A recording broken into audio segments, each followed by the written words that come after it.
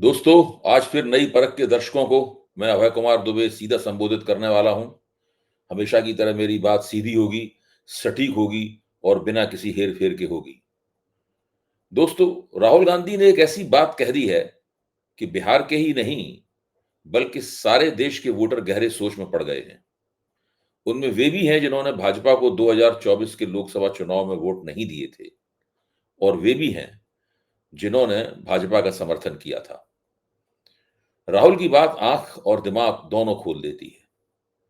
राहुल ने पहली बार इस बात का कारण बताया है कि देश का प्रधानमंत्री अपने ही वोटरों की समस्याओं के प्रति इतना बेपरवाह क्यों है। आमतौर पर चुनाव जीतकर सत्ता में आए नेता केवल तभी जनता की समस्याओं की तरफ से बेपरवाह होते हैं, या तो वे दोबारा मैदान में नहीं उतरना चाहते, या उनमें अति आत्मविश्वास होता है कि उनके पास तो बड़ा माल है, बड़ी ताकत है, उन्हें तो वोट मिल ही जाएंगे। दोस्तों, राहुल के मुताबिक मोदी जी तो किसी और कारण से ही जनता की समस्याओं को ठेंगे पर मार रहे हैं। राहुल क्या कह रहे हैं, जरा सुनिए, क्योंकि यह सुनने और सोचने लायक बात है।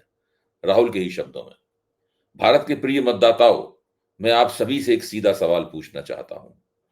जो सरकार वोट चोरी से बनी हो, क्या उसका इरादा कभी जन सेवा हो सकता है?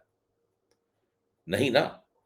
उन्हें तो आपके वोट की जरूरत ही नहीं है, इसलिए आपकी समस्याओं की भी उन्हें परवाह नहीं। आज की स्थिति क्या है, यह आपके सामने है। नंबर एक, रिकॉर्ड तोड़ बेरोजगारी के कारण युवाओं के भविष्य बर्बाद हो रहे हैं। सरकार पूंजीपतियों के खजाने भर रही है। नीट, एसएससी, पेपर लीक जैसे घोटालों ने लाखों लाखों छात्रों के कैरियर तबाह कर दिए। सरकार ने छात्रों की समस्याओं से मुंह मोड़ लिया। महंगाई आसमान छू रही है, जिससे आम आदमी का जीना दूभर है, मगर सरकार टैक्स बढ़ाती चली जा रही है। नंबर तीन, रेल हादसों और सड़कों पुलों जैसे बुनियादी ढांचों के टूटकर गिरने से सैकड़ों निर्दोष लोगों की अकाल मृत्यु हो गई है, मगर सरकार ने जवाबदेही तक नहीं तय की। नंबर चार, पहलगाम से लेकर मणिपुर तक आतंक और हिंसा का पारावार है। सैकड़ों लोग मरे हैं, पर सरकार ने जिम्मेदारी एक बार फिर नहीं ली। नोटबंदी, कोरोना, किसान आंदोलन में लाखों लोगों की जान जा चुकी है। प्रधानमंत्री ने सहायता देना तो दूर रहा, अपनी संवेदना तक नहीं दिखाई। ऐसा क्यों हुआ? क्योंकि यह सरकार आपके द्वारा चुनी हुई है ही नहीं। यह तो वोट चोरी से बनी है। आप जिए मरें, तड़पते रहें, इन्हें कोई फर्क नहीं पड़ता। इन्हें भरोसा है कि जनता वोट दे या ना दे, वे तो वोट चोरी से सत्ता में आ ही जाएंगे। साफ सुथरी वोटर लिस्ट स्वतंत्र और निष्पक्ष चुनाव की बुनियाद है। अपने मताधिकार को यूं ही मत जाने दीजिए, क्योंकि आपके सारे अधिकार इसी बुनियाद पर टिके हुए हैं। अपनी सरकार चुनिए जो सचमुच आपकी हो, आपकी जिम्मेदारी उठाए और आपके प्रति जवाबदेह हो। भारत माता और देश के संविधान की रक्षा अपने वोट से कीजिए। दोस्तों, यह एक असाधारण वक्तव्य है। सभी नेता चुनावी मुहिम चलाते हैं, नारे लगाते हैं, अपने पक्ष में भाषण देते हैं, लेकिन इस वक्तव्य के कुछ खास मायने हैं। मैं फिर कहता हूं, यह एक असाधारण वक्तव्य है जो देश के किसी नेता विपक्ष ने पहली बार दिया। दरअसल यह वक्तव्य कहता है कि नरेंद्र मोदी द्वारा जनता की समस्याओं और दुखों की उपेक्षा, उनका तिरस्कार, उनके प्रति निष्ठा बिल्कुल नदारद होना, इसकी एक खास वजह है। और वह वजह यह है कि अगर उनकी सरकार जनता के वोटों से बनी होती, तो उन्हें इन बातों की कुछ ना कुछ चिंता अवश्य होती। लेकिन उन्हें वोटों की चिंता नहीं है, जनता की नाराजगी की चिंता नहीं है। उन्हें तो अपनी तिकड़म पर पूरा भरोसा है। जनता कितनी ही परेशान हो, उनके उसके मन में कितनी भी नाराजगी हो, कितने भी वोटर भाजपा के खिलाफ हो जाएं, मोदी जी पर क्या असर पड़ने वाला है? वे तो चुनाव आयोग की मदद से वोटों को चुरा लेंगे, चालाकी से योजना बनाएंगे। ठीक उसी तरह से ऐसे बंगलुरु सेंट्रल के महादेवपुरा में बनाई थी। राहुल गांधी वास्तव में यह भी कह रहे हैं कि बाकी सभी दल पहले की तरह जो पारंपरिक चुनावी मुहिम चला रहे थे, जैसे हमेशा चलाई जाती है। लेकिन मोदी जी को पूरा भरोसा था कि उनके खिलाफ कितनी भी एंटी इनकम्बेंसी हो, उनकी सीटें कम नहीं हो सकती, क्योंकि वे चुनाव आयोग की मदद से 5 या 6 विधानसभा क्षेत्रों वाले एक लोकसभा क्षेत्र के 1 या 2 क्षेत्रों को चुनकर वहां वोट बढ़ा देंगे। फिर वहां उनकी पार्टी बड़े अंतर से जीत जाएगी, इतने बड़े अंतर से कि बाकी 4 या 5 क्षेत्रों में विपक्ष की बढ़त की भरपाई भी हो जाएगी और भाजपा का उम्मीदवार आगे भी निकल जाएगा। यही था वह हथकंडा जिसके माध्यम से मोदी जी ने जनता की जबरदस्त नाराजगी होते हुए भी कम से कम 78 सीटें विपक्ष की झोली से खींच ली और कम से कम गठजोड़ सरकार बनाकर गद्दी पर बैठ गए। दोस्तों, लोकसभा के चुनाव में जब खिसियानी हंसी हंसते हुए मोदी जी भाजपा के मुख्यालय में जीत का तथाकथित जश्न मनाने के लिए पहुंचे पहुंचे थे, तो आपको याद होगा कि उनका चेहरा क्या कह रहा था। उनका चेहरा चुगली खा रहा था कि उनके मन में बहुत कुछ चल रहा है। अपनी खिसियानी हंसी के पीछे वे सोच रहे थे कि हमने तो पुख्ता इंतजाम कर दिया था, लेकिन फिर भी हम बहुमत से दूर क्यों रह गए। दूसरी तरफ वे इस बात को लेकर भी डरे हुए थे कि कहीं उनकी पार्टी के भीतर ही उनके खिलाफ आवाज न उठ जाए। शायद उन्हें इस बात की भनक भी लग गई थी कि राष्ट्रीय स्वयंसेवक संघ के कहने में आकर 3-4 सांसद कहीं खड़े न हो जाएं और यह ना कह दें कि आप तो बड़े-बड़े दावे कर रहे थे, आप तो बहुमत तक नहीं ला पाए। क्या जरूरी है कि हम आपको ही नेता बनाएं? क्यों ना हम नितिन गडकरी या राजनाथ सिंह जैसे तजुर्बेकार दूसरे नेताओं को इस बार आजमाएं।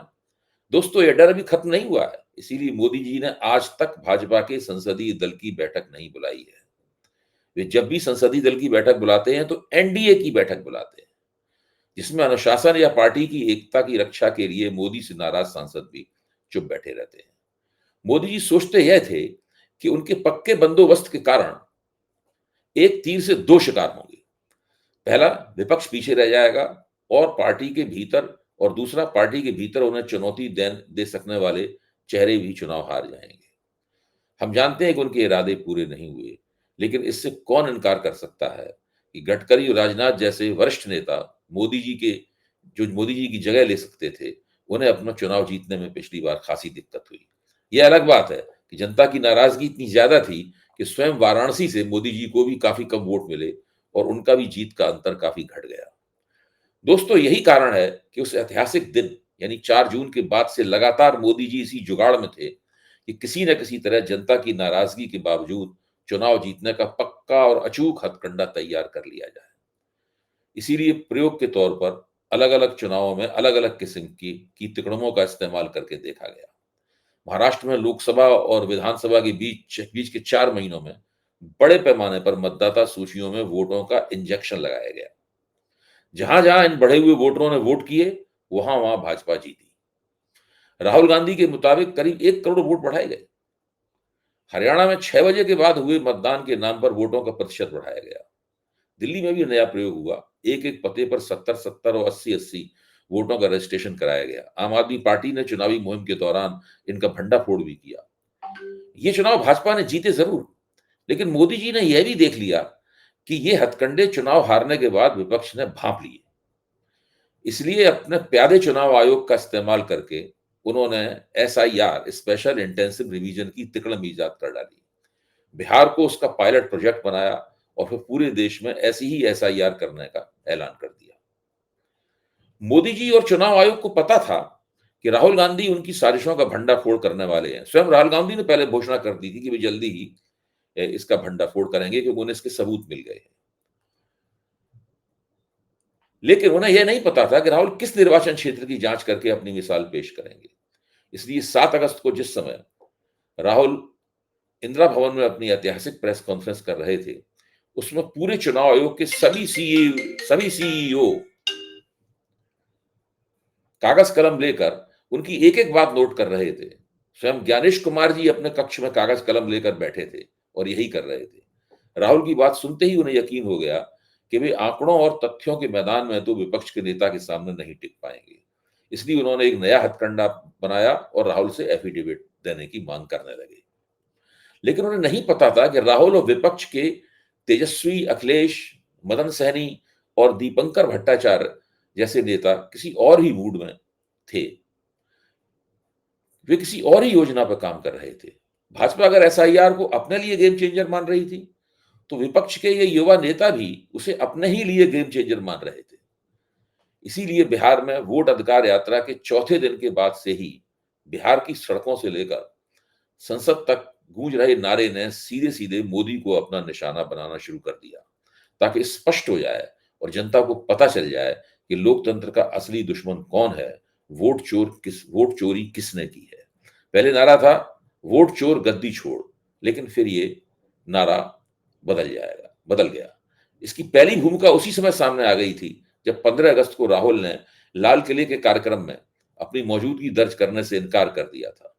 फिर 21 को संसद में वोट चोर कौन है यह भी साफ कर दिया गया। मोदी के मुंह पर ही वोट चोर गद्दी छोड़ का नारा लगा। बिहार में लखीसराय उप मुख्यमंत्री विजय सिन्हा का क्षेत्र है। राहुल और तेजस्वी ने वहीं लोगों से बार बार नारे लगवाए, नरेंद्र मोदी कौन है, और बदले में लोग जोश से कहते वोट चोर वोट चोर। नरेंद्र मोदी कौन है, बदले में लोग जोश से कहते वोट चोर वोट चोर। अब ये भारत के युवा नेता कह रहे हैं पूरे देश को पता लग गया है कि नरेंद्र मोदी वोट चोर है। दोस्तों, अब यह आंदोलन मोदी जी के अस्तित्व का सवाल बन गया है। जिस समय लखीसराय की सड़कें मोदी को वोट चोर बताने के नारे से गूंज रही थी, मोदी जी बिहार में ही अपना पिटा पिटाया और उत्साहहीन भाषण दे रहे थे। मरी हुई आवाज में नीतीश कुमार भी अपनी सरकार का बचाव कर रहे थे। यह अलग बात है कि जमीन उनके नीचे से खिसक चुकी थी। दोस्तों, कल हम विपक्ष की मुहिम के दूसरे पक्षों को सामने लाएंगे। हम आपसे इसलिए मुखातिब होंगे ताकि हम आपके सामने व्याख्या कर सकें, ये स्पष्ट कर सकें कि जिस चीज को चुनाव आयोग स्पेशल इंटेंसिव रिवीजन कहता है और जिसके बारे में भाजपा जब उसका बचाव करते हुए ये कहती है कि ऐसी एसआईआर तो 2003 में भी हो चुकी है, कई बार ऐसी एसआईआर हो चुकी है। हम आपको ये बताएंगे कि 2003 में जो हुआ था वो ये नहीं था कि 2025 में हो रहा है। दोनों में जमीन आसमान का फर्क था। 2003 की एसआईआर क्या थी और 2025 की एसआईआर क्या है। क्यों 2003 की एसआईआर मतदाता सूची को बेहतर बनाने की कवायद थी और क्यों 2025 की एसआईआर एक ऐसी मतदाता सूची बनाने की कवायद है जिससे भारतीय जनता पार्टी को निरंतर हर चुनाव में बिना किसी दिक्कत के जीत हासिल हो सके। धन्यवाद।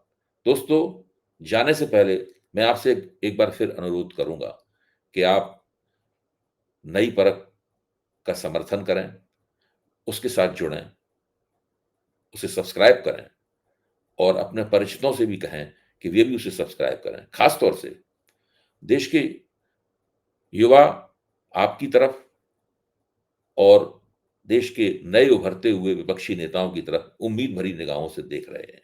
इतना युवा नेतृत्व आपने आज से पहले कभी भी किसी भी राजनीतिक क्षण में, किसी भी राजनीतिक समय में नहीं देखा होगा कि वो सत्ता पाने के लिए देश से एक नया वायदा कर रहा है और जिस वायदे के तहत एक ऐसा लोकतंत्र स्थापित करने का आश्वासन दे रहा है जो लोकतंत्र वास्तव में एक पार्टिसिपेटिव डेमोक्रेसी होगा, एक सहभागी लोकतंत्र होगा।